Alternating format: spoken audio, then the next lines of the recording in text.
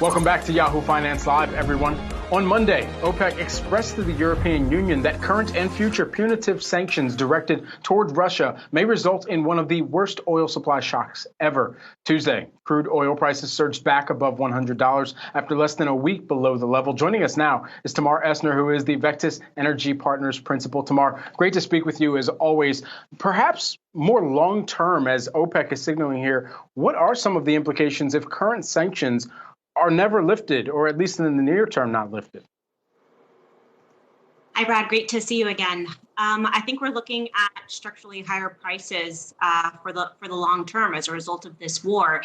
Even if the sanctions are lifted, and let's say there is a magical ceasefire tomorrow, I don't see Western energy companies as being all that keen to go back to Russia to do business, unless there is some sort of real regime change at the top and the country seriously reorients towards Western democracies, which I'm not a political analyst, but I don't really see that happening.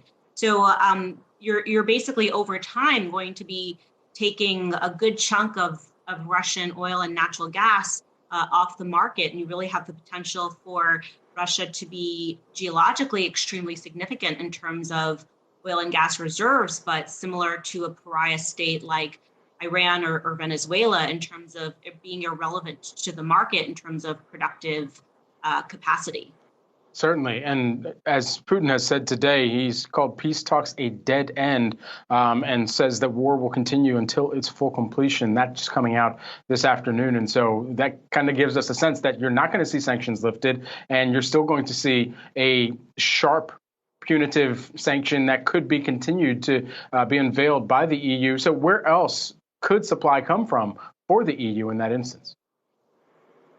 It's going to have to be in all of the above strategy, and certainly it will change over time. So we think by the end of the next decade, the U.S. could actually fully displace Russian natural gas exports to Europe. So obviously that will take time. In the interim, Europe will have to look to source from other places. And have to look to rely on other sources of energy, not just natural gas. So, they have decommissioned a lot of nuclear plants. So that could be something that they'll have to revisit. Unfortunately, they are already revisiting coal because they just need the power. So in the short term, it will be messy to replace oil and natural gas from Russia, particularly natural gas, because Russia's oil is much more easy to transport. But in the meantime, I think that European countries are going to significantly ramp up their ability to import from other places, and they're going to have to look at other sources. And so for the type of demand that it would create for the U.S. as a supplier in that instance, how would we have to ramp up production? To what percentage, perhaps, would we even have to ramp up to meet that new demand?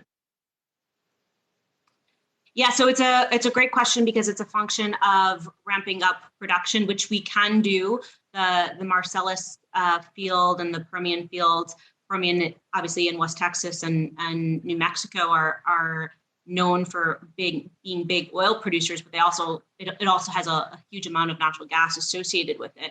So it's not just the productive capacity in the U.S. that needs to be ramped up, but perhaps even more significantly is the infrastructure associated with that production to pipe the gas from the fields to terminals where where the gas can be processed and liquefied and exported.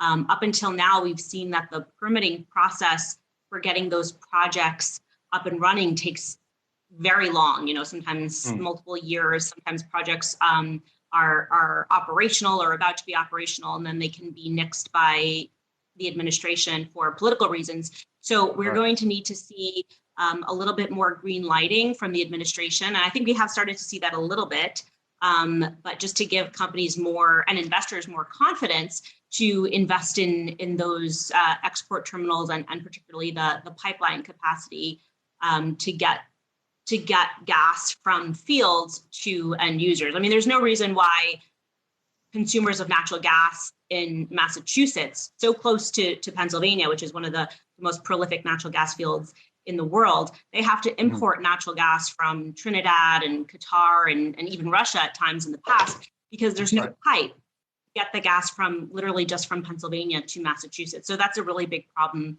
I think even more so than the regulatory regime with regards to production. Tamar, always a great pleasure to get your context and insights around this ever-changing environment. Tamar Essner, who is the Vectis Energy Partners Principal, joining us today. Tamar, thanks again. Appreciate it.